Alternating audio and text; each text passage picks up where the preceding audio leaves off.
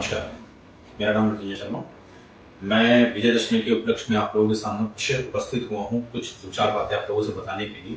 हम विजयदशमी क्यों मनाते हैं, किस लिए मनाते हैं, कारण क्या है कि हमारे देश में विजयदशमी का जो त्योहार है उसको मनाया जाए और बहुत ही हर्षोल्लास के साथ मनाया जाए।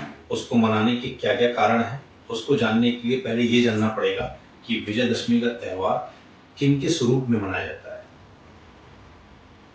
जो स्वरूप है वह मर्यादा पुरुषोत्तम श्री राम जी। मर्यादा पुरुषोत्तम श्री राम जी के द्वारा ही हमारे पास में ये बताया गया सृष्टि के अंदर में कि आप कैसे मर्यादा में रह के अपनी भाव भूमिमा को दिखा सकते हैं। उनको तोड़ना आपके बस में नहीं। क्यों? क्योंकि अगर वो चाहते तो मर्यादा में रहते हुए वो सब कुछ तोड़ सकते थे, मगर उन्होंने कभी मर्यादा को तोड़ने की कोशिश ही नहीं की। ये विजयदशमी का त्योहार है जिसमें ये बताया जाता है कि राम जी ने, श्री राम जी ने रावण का वध किया है और लोग रावण जलाते हैं। कहने में बड़ा अच्छा लगता है कि रावण जलेगा, आज रावण जलना है, रावण दहन है।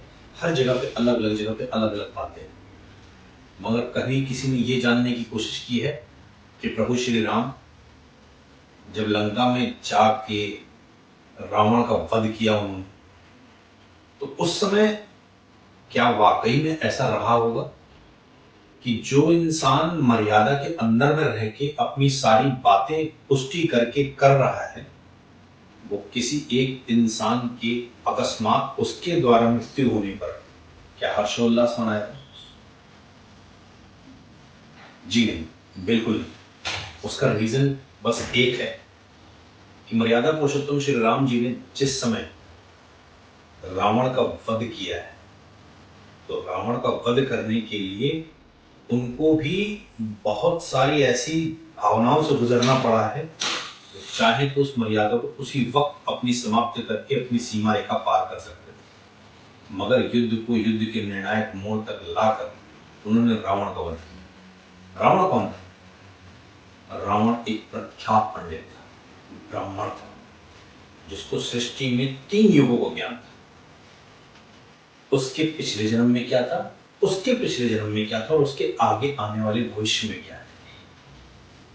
और आज रावण का वध हम सब बहुत ही हर्षोल्लास के साथ मनाते हैं। दशमी का त्योहार जिसे कहा विजयदशमी का त्योहार। मगर आप में से कोई ये जानने की कभी भी कोशिश करे कि रावण और राम जिस युग में थे, उस युग में मर्यादा तोड़ी किसने? तो रावण ने तोड़ी थी। और मर्यादा में कौन था? प्रभु श्री राम।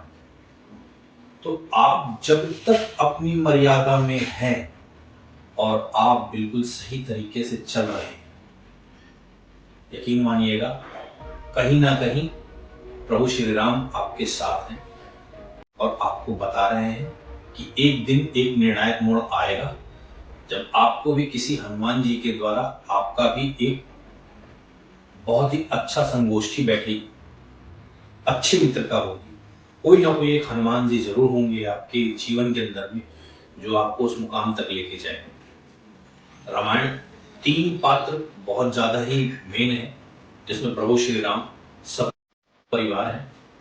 उसके बाद आते हैं हमारे प्रभु श्री हनुमान जी, और उससे भी ज्यादा अगर देखा जाए तो रामायण का मूल आधार अगर कोई है तो रावण है।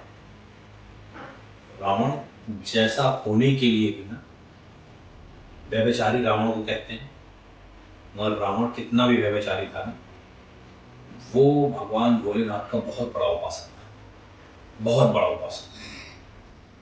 आज जो हम मंत्र पढ़ते हैं ना, जटाटवी गलत जव, ये मंत्र का उच्चारण भी ना रावण के द्वारा किया गया।